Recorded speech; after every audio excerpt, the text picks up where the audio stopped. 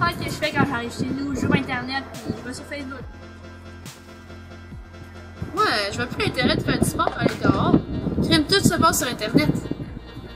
Moi, je vois plus mes amis parce que de toute façon, je leur parle toute la journée sur Internet. J'étudie plus à la place, je vais sur Facebook et mes résultats scolaires, je vois ici.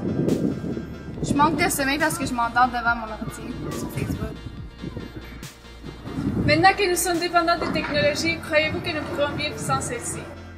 Ben, je crois que les nouvelles technologies sont bénéfiques pour les étudiants québécois parce que quand on fait, mettons, des projets, c'est facile d'aller chercher l'information. Ça va plus vite qu'écouter, mettons, la radio ou la télé. On va tout de suite sur Internet. Puis ça va plus vite que chercher dans un livre. Aussi que quand on est en équipe, ben, on peut se partager l'information rapidement. On est devant? Ben ouais. C'est quoi la page? 55. As-tu la réponse A? Non, je la trouve pas. Cherchons-la. OK. C'est 1953. Wow, tu l'as trouvé donc bien vite. Ouais, j'ai cherché sur mon téléphone intelligent. Ça va bien plus vite que regarder dans un manuel. Puis t'as juste à taper la question puis tu le trouves?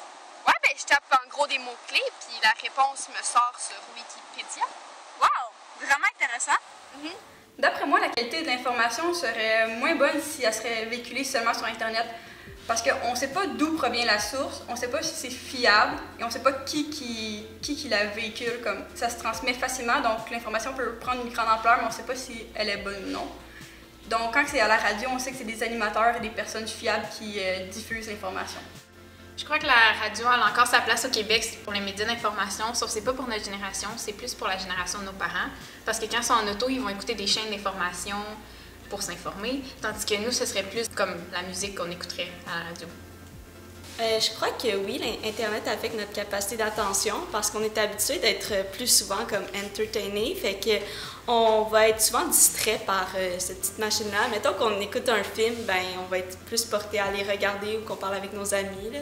Puis en classe aussi, je pense que notre capacité d'attention est touchée par ça.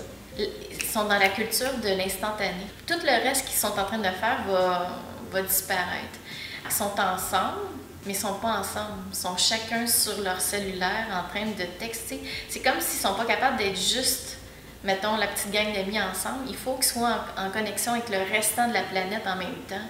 Marie-Claude Pouliot, enseignante en histoire à l'école Louis-Philippe Paré de Châteauguay. Ils vont dormir avec leur iPod, leur iPhone, ils sont connectés toute la nuit. Ils ont de la misère à se déconnecter. Puis quand il n'y a plus de connexion, on dirait que là, ils sont déstabilisés.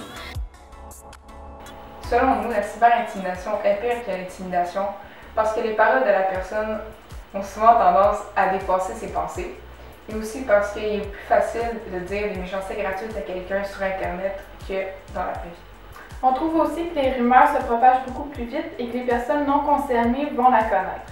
Ça crée un immense cercle vicieux. Je pense qu'en enseignement, il faudrait aussi s'adapter à cette nouvelle technologie-là.